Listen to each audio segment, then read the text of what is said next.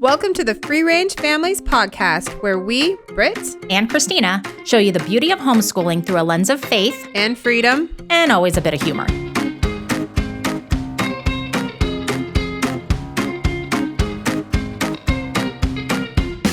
All right, for this episode, we are calling it I Run a Tight Shipwreck, because it's totally what happens. How do we do it all? How do you do it all? How do you homeschool, manage your family life, and manage self-care, which I'm going to hand that off to Christina because I'm really person. bad at that. Yeah. All right, so let's see here. Where do we want to start, Christina? I think we should start with our schedules because we talk a lot about schedules and how long it takes to homeschool compared to public school and what happens sitting school for days on end doing the same thing over and over. Yeah. I think that's a lot of feedback that we've gotten from our other episodes have been people saying, all right, you got the information out. Great. But how do we actually do this? How do we put it together? What does it look like for us? And guys, there are so many ways that you could do this. This is just two different ways that we homeschool. But there's really no right way or wrong way. No, and that's what I love about this because we are very different in our approaches to how we school our kids, and it should be individualized to each family. So I really want to make that clear before we jump into this is no matter what kind of advice we give you or anybody else gives you for that matter, what you program into your household is fit for your family, and you need to make sure that it always comes first. But we are going to tell you a little bit about how we do the shuffle, and I'm going to kick it off saying that I have 3 kids. And you wouldn't think this, but we did take a quiz. I might not seem as put together as Christina, but I actually planned for an entire year, which is crazy to some people. And so we did the whole little thing on Instagram where we asked people who plans the morning of and who plans in advance. I plan the morning of. Yeah. And she plans like a champ. But no, I planned for an entire year, and I would say my plan is more goal setting. This is what I hope we achieve. I'm going to knock down my microphone. See, we do that. Yeah, for the entire year. And then I have certain curriculum that I make sure that I put out the night before so that I'm not, because I do not like mornings. So that is a different thing. I do not like being rushed in the morning. And this is what I'm saying. You have to make sure that you figure out what's right for your family. I like to have a cup of coffee. I like to write. I work in the morning before the kids get up, and I like a slower morning. There are the days where we have to get up and get going.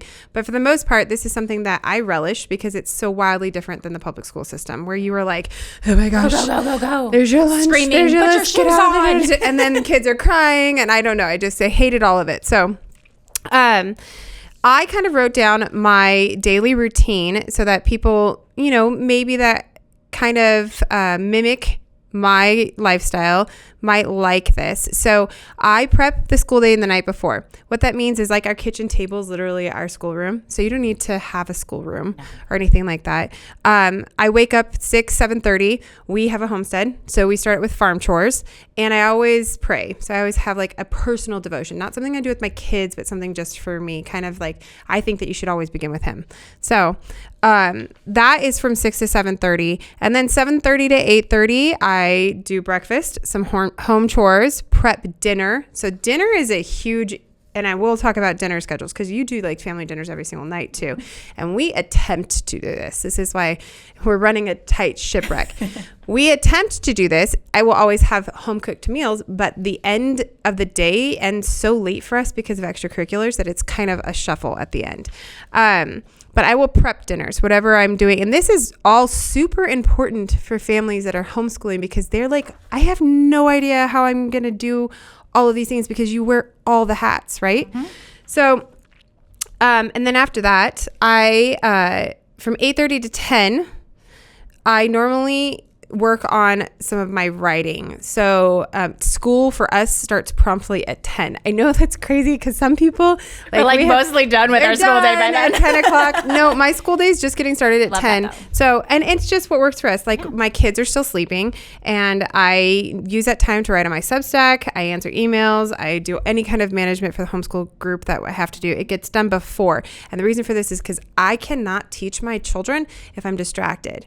So that's something, and we put put something out, I have to have my phone shut off. Like I cannot have distractions. Otherwise, it's actually modeling bad behavior for them too, because then they get distracted and they're doing all these crazy things. And I just want them to focus for the duration of what we're doing for the day. And so then after that, let's see where we have 10 o'clock school starts, and I use what's called a block method, and we will actually link this into this podcast. A lot of people have seen this graphic organizer that I use, but we're going to explain it further in a clip. I think we're going to try to model that. But a block method just means that because I'm teaching 3 different children and their ages 7 to 14. He's 14 now. They're all at different, wildly different things. Different areas, Jace really needs tangible things where Ryan doesn't as much. And Summer needs a lot of individualized attention for what she's doing. So I rotate. And this is something that actually I think a lot of homeschool families that are seasoned do without even thinking it, but it's also something that we learned in public school. Remember the circle table centers. Yeah, that's right. Yep. So it's kind of like Stations. A take on that. Yeah, it's a station aspect, but just in a smaller form. So while I'm working with Ryan on something, Jason, Summer, I have them doing something that they can do independently, whether that's listening to a book on, Audible or a puzzle or something like that. So we have a bunch of stuff in the background too that we use regularly. And then after school is over, we hit lunch, and then, like at 12:30 we have lunch, and then we continue school. I always do a group activity every single day. So whether it's devotion or science or constitution, we do it like a colonial approach to something we're learning in addition to what they have. And I think it's a good supplement to their actual curriculum, because like Monarch Academy, Ryan has so many things that he's learning, and it's a lot. It's pretty intense. But he's not taking a constitution course, and the constitution course that I use, it can be leveled. So we all do it together.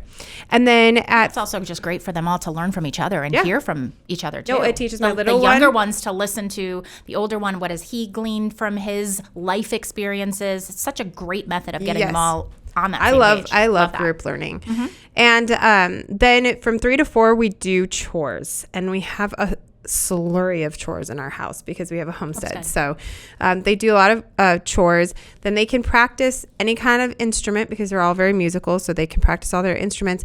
And then we do extracurriculars, and unfortunately, it'd be nice if it ended earlier, but a lot of our extracurriculars don't end until like 9 o'clock sometimes. So we fit in dinner somewhere into that. Can you imagine that though? Like think back to when we were in public school or private school, just in the school system. Like it would be, early morning through late night, and then having to come home and do homework on top of that. Like, oh my goodness gracious. It was crazy. Yeah. I remember Ryan, we decided that it would be okay if he played up in baseball. So he was playing majors when he was 9 because he's a big kid, right? Mm-hmm. It was actually a mistake we made. We look back on it and we're like, man, we wish we had just kept him in his age group.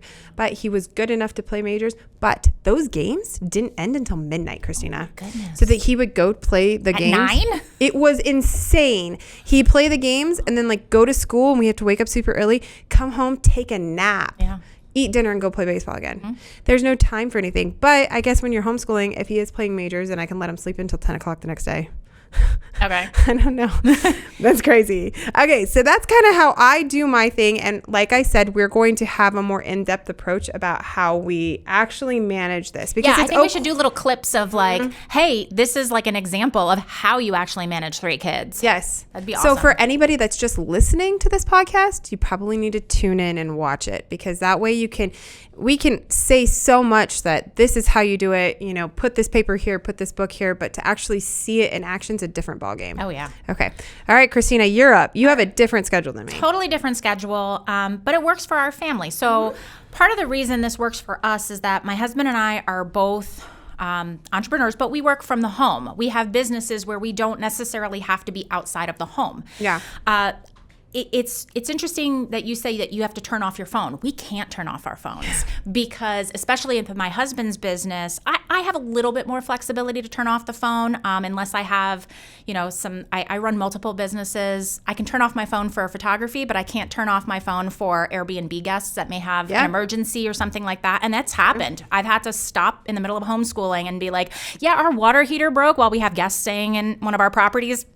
Your Sorry, kids are a little bit older too, though, so I think they manage it, because Jace would be like, oh my gosh, mommy's not paying attention. No, freak 13 out. and 15, I will hands down say, as they have gotten older, we've changed how we homeschool. We definitely did not do this as they were younger. We're able to do more independent work with them, and we're able to have this schedule because of the fact that they are both older. They're both in, I guess technically 8th grade, 10th grade, but doing high school level work. Like, they're independent learners. Yes. And if we didn't have that ability to do that, yes, that is the end goal, then we wouldn't be having the schedule. But our day usually starts, like, we have a hard wake up time for the kids at 7:30. Now, that changes if somebody was sick or our family gets migraines, one of the wonderful genetic things that I pass down to my children.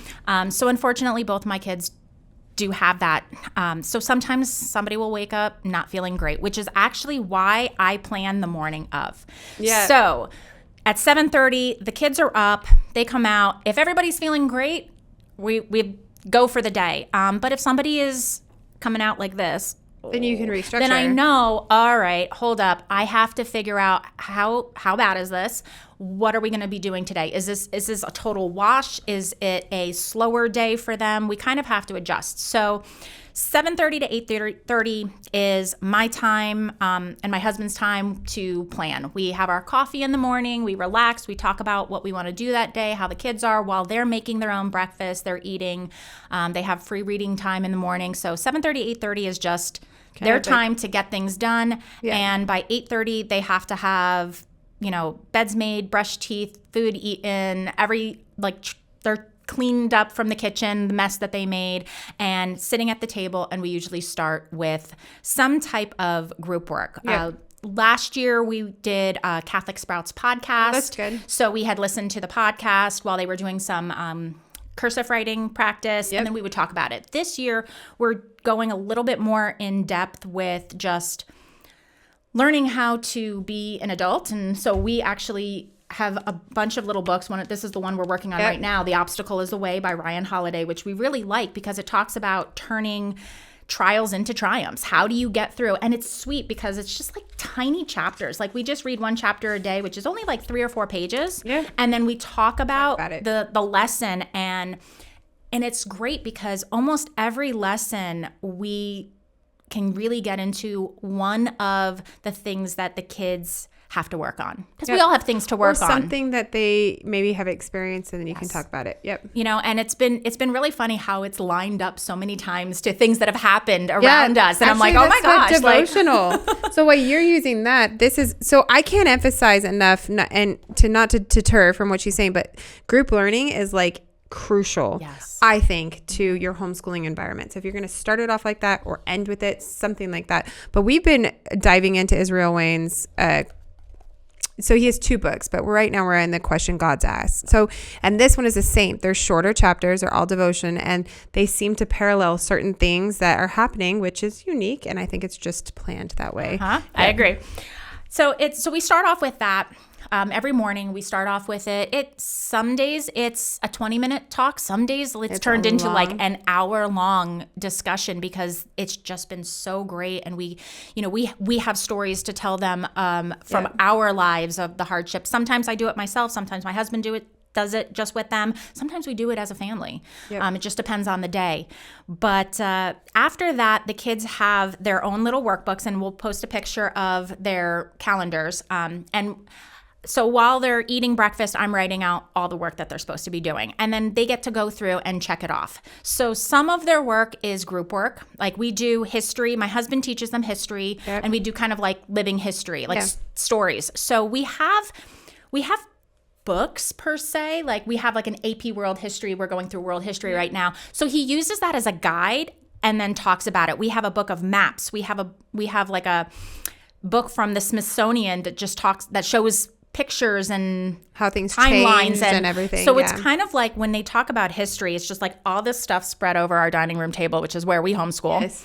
And then they just have this conversation about it. Sometimes he'll add in clips from YouTube that or the History Channel and things like that. That's how I do it too. Or movies even. But see, the thing is that it brings me back to my high school days because I took AP History. But you have the ability, you said something about group learning and how a discussion can turn from 20 minutes into an hour. The bell is not ringing in homeschool. Exactly. So you actually learn to follow through and completely create a entire thought process instead of just being like, okay, stop thinking, move on, we're shuffling, we're going to the next thing. Yeah, we don't stop until we feel like that topic has been finished. Yes. And sometimes that It's so topic important, takes though, a for lot life. longer because they start asking amazing questions and they feed off of each other with their questions. And then it's like, oh, that reminded me of this clip in a movie, which is really great. And let me show it to you. And then let's discuss that. And it just spirals. But you don't get that opportunity. I think that's a good takeaway here. You don't get that opportunity in public school because, I mean, maybe in some classes, but the duration is dependent on the class structure. So you don't have the ability to completely, and it teaches you to follow through in life.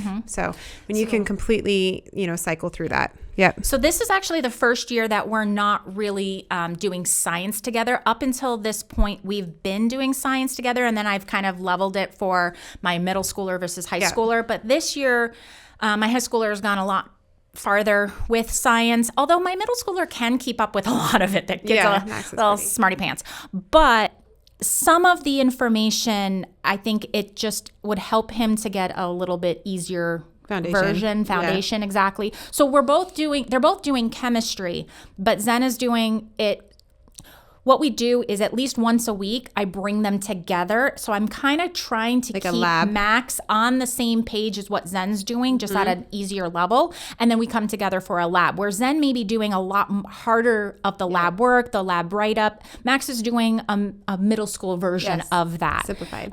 But I'm still giving them that time to have that group work together, the time for them to ask questions and discuss things. Yeah. But they are a little bit more separate there. The rest of the work, they do mostly separate, unless something comes up that we randomly talk about. Yep. But so as they're working, that gives us time as parents to also work. So we will often work alongside of them because right now, for the most part, Zen needs very little help. It's just so good, Christina. I'm just, because sitting on the outside, I always try to put myself in parents' perspectives that are just jumping into homeschooling, or maybe they're in this weird stagnant situation at home and we have homeschooling families that we have no idea how to do this. It depends on it's so dependent on your kids' developmental ages and where they are in school, their maturity, because I can't work when my kids are doing school. So this is totally different. And it's just because I have a really wide age gap, whereas you have the ability to do that. So you have to be able to adapt and change your homeschool curriculum. Like, you can't just be like, this is how we do it no. every single year for the rest of our lives because the kids are changing. And for us, it also depends on the subject, because Zen is very independent. And so he'll do his work. And then usually what we have him do is that when he's finished whatever the assignment is for that subject for the day, he comes and finds whichever parent is in charge of that. Like my husband does math with them, so he goes to him for math and they'll go over it. So it could be anywhere from a 5-minute, hey, let's just review, make sure you understood this, or if it needs to be, it could be a 20-minute, hey, all right, we need to go into a little bit more depth. You have a lot of questions on this, so let's go over it. But he'll come to us when he's done for each subject and say, all right, I'm done. Can you look this over? Can we talk about it? Here are my questions. He's gotten used to having just like a little notebook with him. So as he's doing his work, if any questions arise, he just writes them down and then saves it for us. Whereas Max needs a little bit more help. So for certain topics, like if I have work to do and my husband has work that we like, okay, we have no choice. We have to get this work done right now. We'll make sure that Max starts with anything in his schedule that is easy for him to be independent. Reading, any type of guided reading, anything that has to do. Surprisingly, he can do his math mostly independently. My husband will sit down with him, do a quick lesson, like a 10-15 minute lesson, and then Max will just go off and do his math problems and be like, I'm good. Or ask us if they know that unless we're on a business call, which happens. Sometimes we have to close the door and be like, we're not here. Save your questions. But unless we're on a business call, they can come to us even while we're working and say, hey, I've got a question. So they know that interruptions are allowed. at certain times. Yes. Yes. I do see that. I struggle. So in my group, when we have a raising hand, we still raise our hands. Like if I'm doing group instruction, these are just little management techniques with a group. I make my kids, I don't like them when they're interrupting each other. They're super excited to talk about things, but we all have like a talking sticks. We all have to have the ability to speak. So they know then they can't interrupt. Like we're doing a group discussion and you need to raise your hand when you want to say something. Better with 3 of them. Like we've got the 2, so we try really hard, and sometimes we have to be like, shh. Yes. You guys are interrupting one too at much. a time. But like I want them to try to figure out how to do that, but it's harder with 3 and the varied ages. Yes. But so Max needs a little bit extra time for certain work. So sometimes like writing, things like that, I will sit down next to him and I might work next to him and just be like, yeah, making sure that he's doing. And that's the other thing is we're really trying to, in homeschooling, grow self-learners, you know, so that they can actually teach themselves down the road. So you don't always want to be hovering over your child and like making sure they're doing everything, because then they'll constantly be like, they're constantly going to ask you What questions. am I doing right? What am I doing wrong? And the biggest thing we say in our house is, have you gone through the methods of trying to figure it out? Before you ask us this question, what can you do to figure it out? You want to be a problem solver. Like, don't ask me how to spell a word. You have a dictionary, you have a phone, you have a computer, figure it out. Sound it out. Do something else besides just asking someone to give you the answer. So then usually their main set of work is done right before lunch, or at least the academics. If they work appropriately, not every day is a good day, but if they work, their main set is done before lunch. So we schedule into our day exercise. Every single day is scheduled in. They rotate through different things. Zen loves to swim. So we either go up to our big pool or in our pool, or spot him a tether so he can swim in our pool, and just has this like big long bungee cord because he loves swimming. So they do some type of cardio, swim or our Peloton or a strength workout. So they rotate through that, but that is scheduled into the day. Your schoolwork is not complete until you check off the box for an exercise. And again, actually, I'm going to end. So for all the families that are looking to be like, how do we keep our kids physically active while you're homeschooling? There are so many different options. So even if you were to wipe out all your extracurriculars, like you just don't go to jiu-jitsu, you don't do dance, you can do this in your house. So this is when the cost of things comes into play. You don't have to pay for people to teach your kids how to do these. There's other options out there. You can do a strength training work. You can do yoga in your living room. You can look these things up. When they were little, yoga, like Max loved yoga. Every single day he'd go on kids YouTube, Cosmic Kids Yoga. Cosmic Kids Yoga was his favorite, with the lady with her Australian accent. He loved her. And like he would do that as a little kid every single day. So it was something. And again, part of that, and we're going to get into this, is modeling that too, because my husband and I every day also work out while they're doing their independent work. We're working out. And so on the flip side, for all those mommies that are in my boat where you're like, hey, I have 15 minutes. What am I going to do? I'm going to sit and I'm going to zone out for a little bit, because it is a shuffle and sometimes I'm so tired. Actually, if you kind of flip the script and use that 15 minutes to do something physically active, you're less tired. So, and I know this, I know it, and I'll here totally to be talk about some strategies to help with that, because I do have some tricks to help with little things that you can do to make that more exciting. And it also shows your kids you're modeling what to do. I do think there's a certain amount of modeling too, though, that like you need adequate rest. But I don't want my kids ever to be like so exhausted with life that sometimes they see me and dad, you know, my husband works construction, so he's up at 3:30 in the morning, and then he comes home and Papa Bear needs a nap like in the afternoon, but we are physically and mentally exhausted. So to be able to add in those elements of like a healthy exercise routine is super important. When my oldest was in public school and I had the other 2 in a stroller, I'd run 4 miles every morning. I was training for triathlons. When I started homeschooling, and I'm not not to scare everybody, but you actually have to set a time block for it. And that's what we're going to try, because self-care is so important. And when your kids are if somebody else is taking care of your children, you have a lot more time for yourself, you know, if you're not working. Yep. So then we go into, they do their exercise, they have their lunch. Yep. And then afternoon is usually spent either finishing up whatever maybe didn't get done in the morning, if it was that kind of morning, which everybody has. It does happen. Or if they have done everything, then the afternoons are generally reserved for our electives. We do art in the afternoon. They do their music in the afternoon because they're big into music Christina? as well. I do. I love art. What? Is there glitter involved? Never. There is never glitter involved in my home. I okay, wore it ever. today. A little shine. Never. I love there glitter. will never be glitter in my home unless you like glitter bomb me. Oh, I love glitter. And then my husband will hate you for life. Yeah. But so we'll do that stuff in the afternoon. And then they have their free time, which they absolutely love. And that's when they get to explore their own hobbies or get lost in their own worlds, which is sometimes fun for them too. And it's a downtime before they go to those extracurriculars that then, like you said, take up the evening.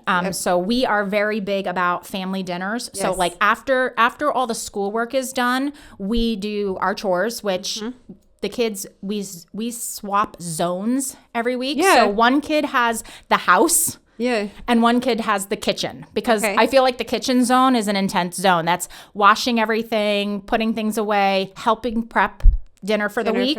So whoever has the kitchen zone for that week is my sous chef. Oh, that's so cute. They learn how, they each are learning how to cook meals. Like Zen can now probably handle a full week's of dinner on his own if he needed to. You know, I know Ryan is like an amazing chef. Ryan's crazy, but I don't have blocked out times for cooking. What happens is it's like, hey, Mom, I'm hungry. And then I turn around and he's making creme brulee. You know? So we block it out because we're like we're like the early bird special. We have dinner at like 5:00 every night. I do not.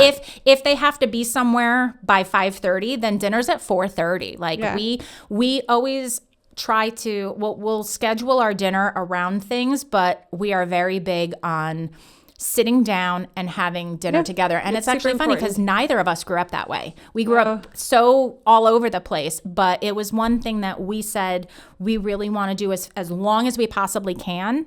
And, you know, there have been a few days here and there that we haven't, but we will have a 4:30 dinner or we'll have a 6:30 dinner if we have to, just to make that work. Good. So no, it is important to come together. I think it's overlooked, actually. You know, and then the other thing that we add into our day or our week is we try to do at least one day a week, or usually maybe two, of like a family game night.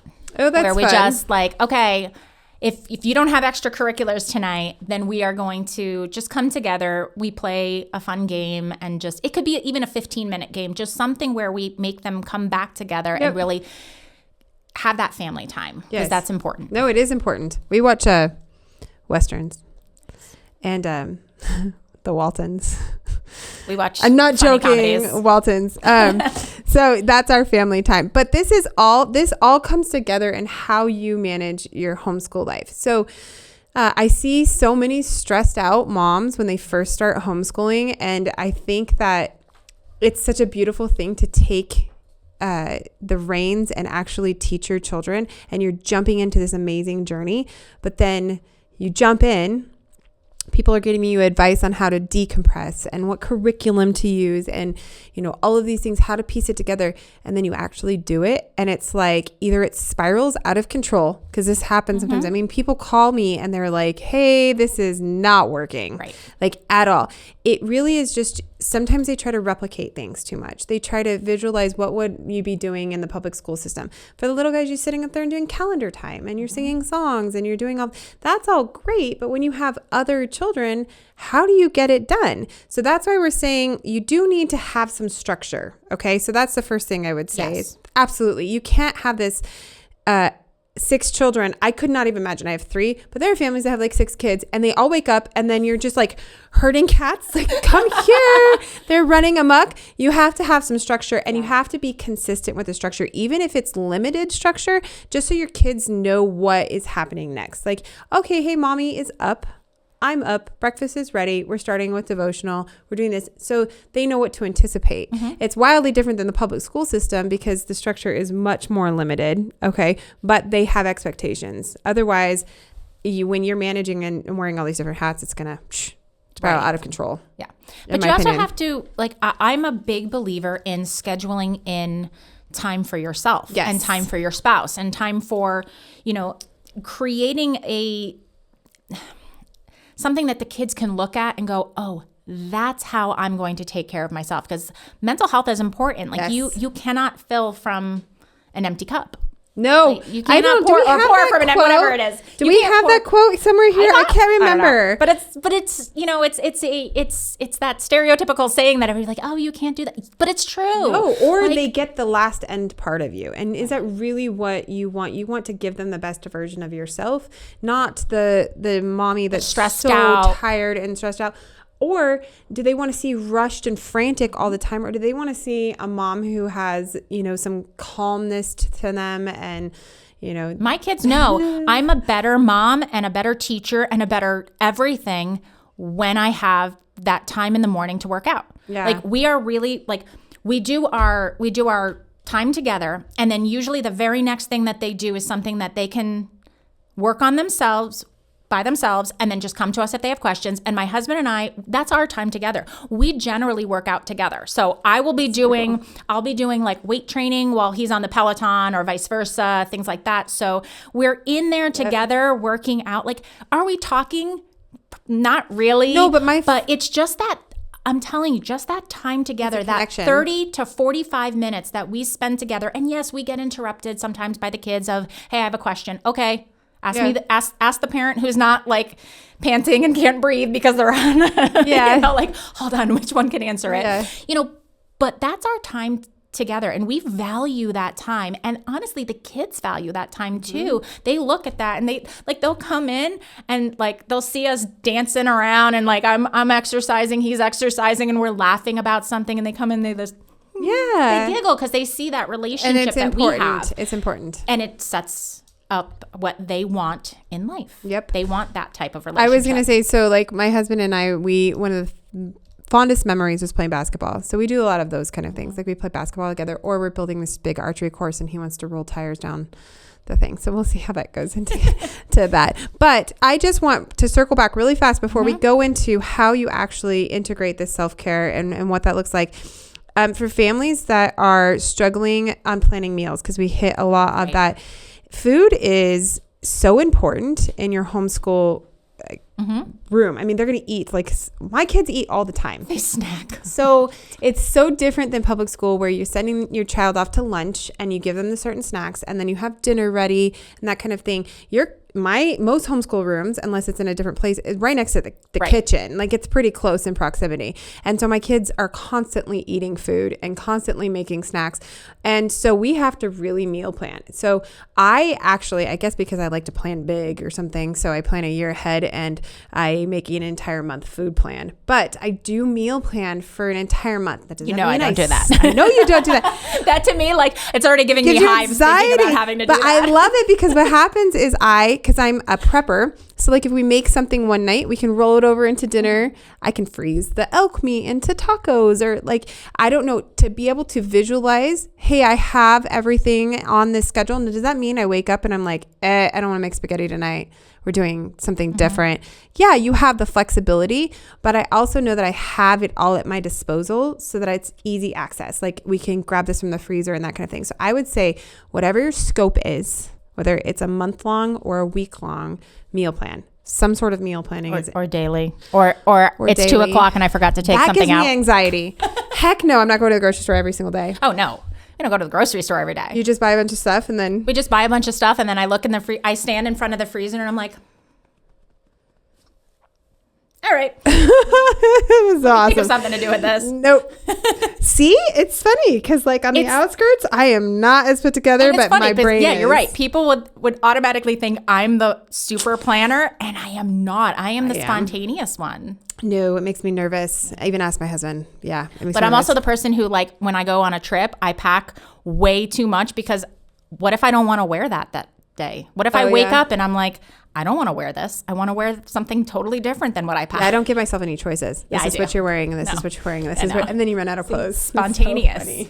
Okay, but we really wanted to make sure that you all, the biggest takeaway besides this, and we're going to do some short clips of how we're doing all of these things, how we work in this awesomeness that's behind us into our daily routine. But how do you take care of yourself? So, Christina, what do? You work out in the morning, or do you do it in the evening? I prefer morning workouts because it just sets the tone for the day. You feel better all day. You have better energy. You are calmer.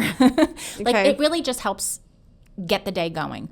But if I have to work out in the afternoon because there's no other choice, then I will make a priority to do that. Even if it's 15 minutes, even if it's just like I pop into our little workout room and I just do I put on some music and just do abs for 15 minutes, or I just do a little stretching yoga. I always make it a priority that I will move my body.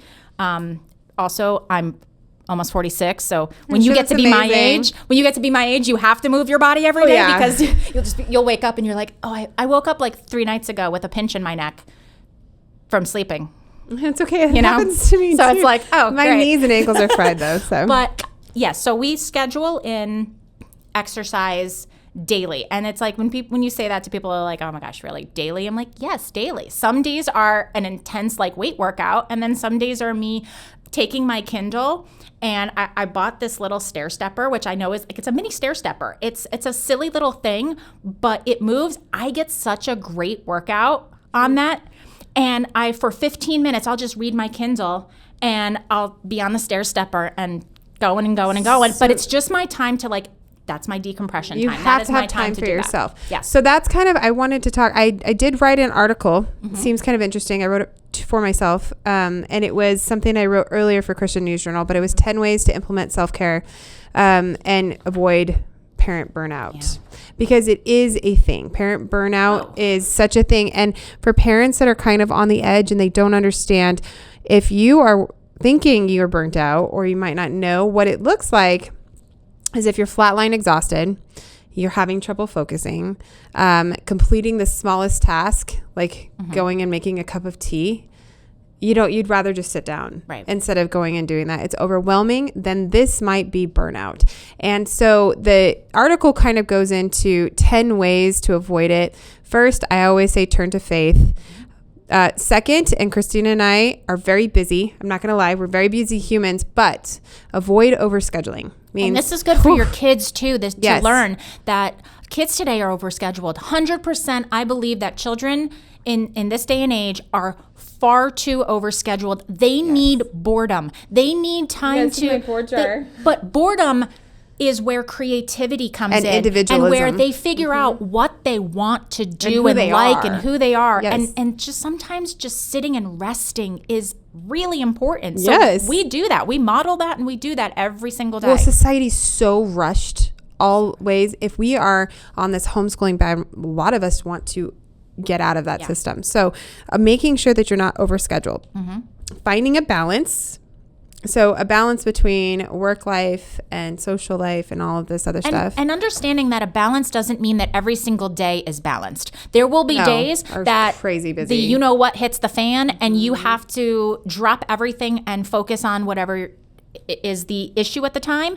And then there are days that, you can do that. But understanding that the balance means overall, and means that you can then give yourself flexibility in your homeschool schedule to say, I'm only doing 4 days of schoolwork because I know that one day I'm probably going to have to spend doing something else, and I can create and you have that to be okay with that. So even though I'm a planner this week, Christina, we're not doing anything but watching musicals because of Broadway school, reading books, and working on our monologues. Everything else, all the rote, math, language arts, I scratched it. But I have the authority to do that because we're recording, because we have Broadway school, because we just got back from a weekend vacation thing.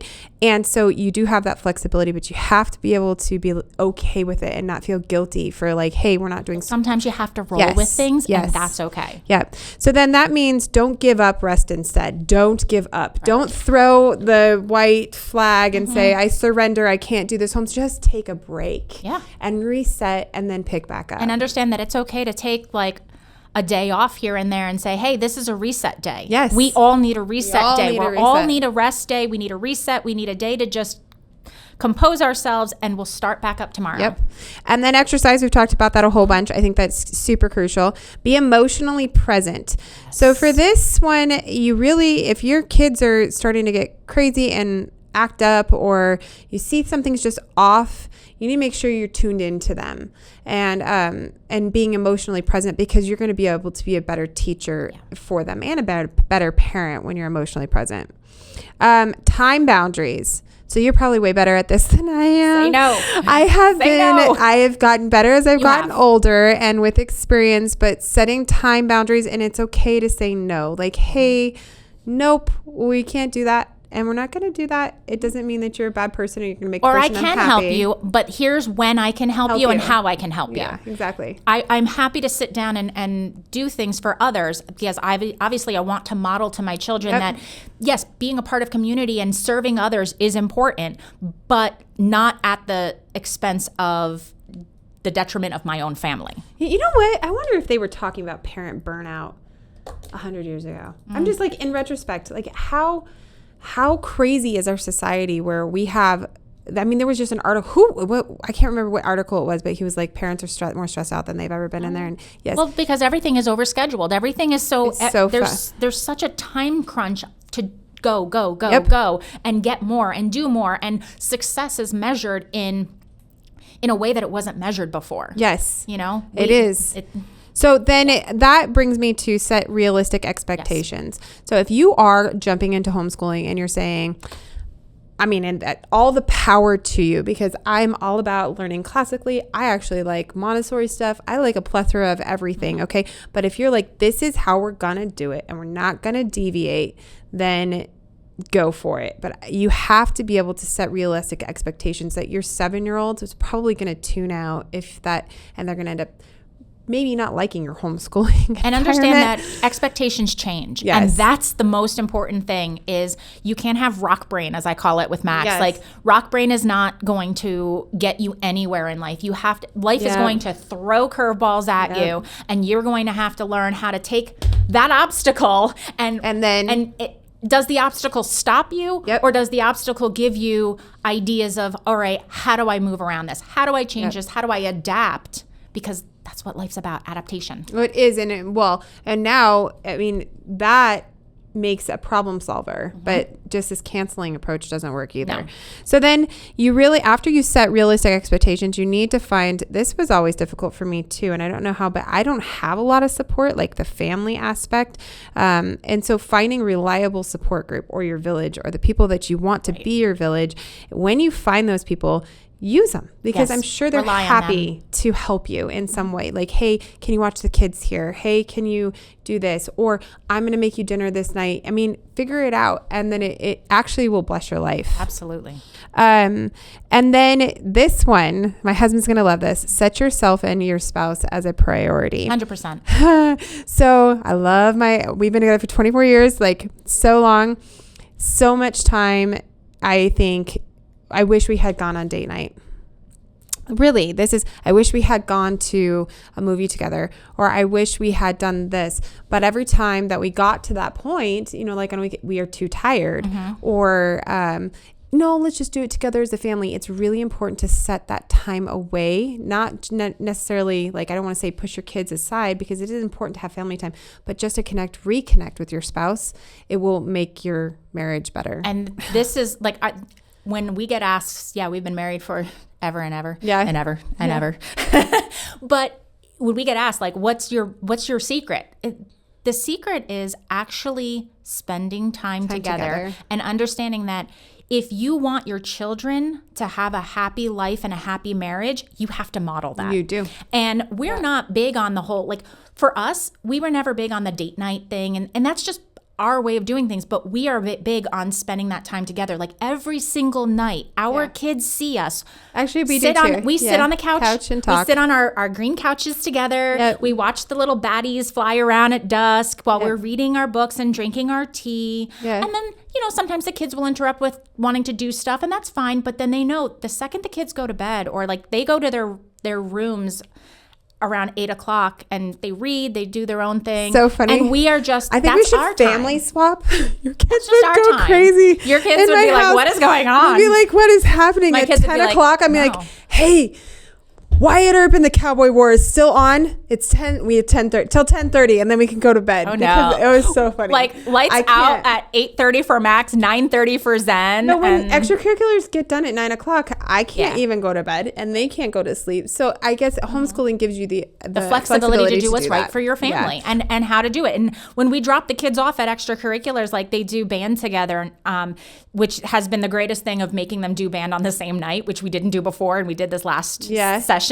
And it's great because then we'll go to Costco for date night. And I know that's stupid, but it's just that little time together it's fun. We have fun. And we just, and as we build stuff. I promise you, as they get older, it gets so much easier because now we can leave them at home with their schoolwork and be like, all right, we're going to go run some errands and have some time together while you guys need to get this work done. And when we come back, we'll check it over and make sure it's done. That doesn't happen. And it's just my type of kids. It does happen when you have teenagers. Well, no, like you have a teen and a 7-year-old and then the middle daughter who's trying to make sure the house doesn't burn down. And I don't know. That's not working. But we do spend time together, but most of it's building things. I was just thinking about this. Like either we're building something in our homestead.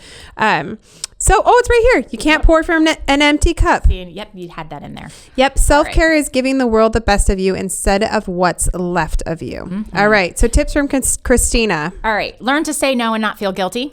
That's a big one. You can say no to people. It's okay. Is it? Remember, you're teaching your children how to be healthy adults, healthy spouses, healthy parents. So whatever you want for them, you have to show them because otherwise they're not going to learn. They're not going to learn their good habits without having that modeled for them.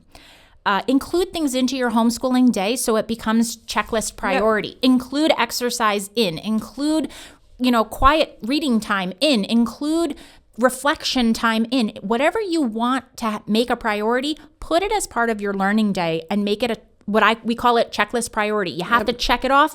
Otherwise, you're not done for the day. Yep. Tell your kids no. Teach them to respect your time too and show them what to do if they need help, but you're unavailable. Minus, obviously, like we always tell people, if there's blood or a bone sticking out, you can come and get us. Yeah. If something's burning down, you can come and get us. But like other than that, they have to learn how to prioritize. It's boundaries too, and they're healthy boundaries. Sometimes people get offended when you put up boundaries. I've learned this in my life, and I think that's where we get this guilt from. Is like, hey, I'm putting up a boundary, and now I feel guilty because they're upset with me. But when you start modeling that boundaries are healthy with your kids, they won't have that kind of guilt aspect later on. I have conference calls every Tuesday, a couple times a week, and so my kids know during that time period that they can't be talking or crazy or screaming or anything like that. And they have learned to respect that. So, and they can. Yeah. So I want to finish off with this quote. Yes. We must remember that one day our children are going to follow our example instead of our advice. Yep. From Carolina King. That so true. Yeah. We can talk at them all we want, but they are watching what we do. Yep. And that's what they're going to follow. Yep. 100%. Makes me reminisce on my dad, and I can hear his words in my head, but actually thinking about some of the things he did, you really do have to model that behavior for your kiddos. Yep. So all in all, don't be scared again of homeschooling. Okay. You can do it. You're fully equipped to do this. You need to be flexible. You need to have a schedule or some sort of plan that you're, maybe for an annual plan. Let's do that. Some type of plan. Also, I saw a quote, and not to like overshadow the last quote, but it said, why are you afraid to be behind who? So like the standards of education, set your own standards. I haven't looked at standards in a very long time because it's your homeschool. You know your kid. Yes. You know what they need. Yeah. Trust in yourself. Yes, you can do it. Trust that you have the God-given everything to do this. Yes. Okay, on that wrap, tune in because we're going to model how we do this. And before we go. Yep. Oh, yeah, she's wearing merch. I am wearing one of our podcast shirts, and on the back, I'm going to flip around. Does it? I don't know if you can. It says stay free. Stay free, baby. Yep. So we homeschool, and we've got a whole bunch of merchandise. We have our That's my favorite. Raising arrows. And Brittany's gone on a Just Homeschool sweatshirt. Oh, yeah. It doesn't have the swoosh. No, right? there's no swoosh. This is one of my favorites. And yes, it is super hot here in Arizona, but I am manifesting fall today. Nice. And I don't co-parent with the government. Yeah. So we've got a whole merch store. And guys, if you love this podcast and want to support this podcast, the merch store is the best way that you could do that, aside from sharing, liking, all that stuff. Yes. But yeah, if you want to get some really cool homeschool merchandise and show people I'm not afraid to homeschool, look at me. Yeah, without having to say anything. Yeah. You just wear it. Just wear it. Yep. Okay. On that note, till next time. Signing off. Join the revolution, guys. We are 5 million homeschoolers in the U.S. and growing, breaking down the walls of institutionalized learning. And remember, if you like what you're hearing, don't forget to like, subscribe, follow, and most importantly, share with others and help us get the word out about the beauty and freedom of homeschooling. And speak up. Go grab yourself some cool merch that we designed while you're at it. See you next time.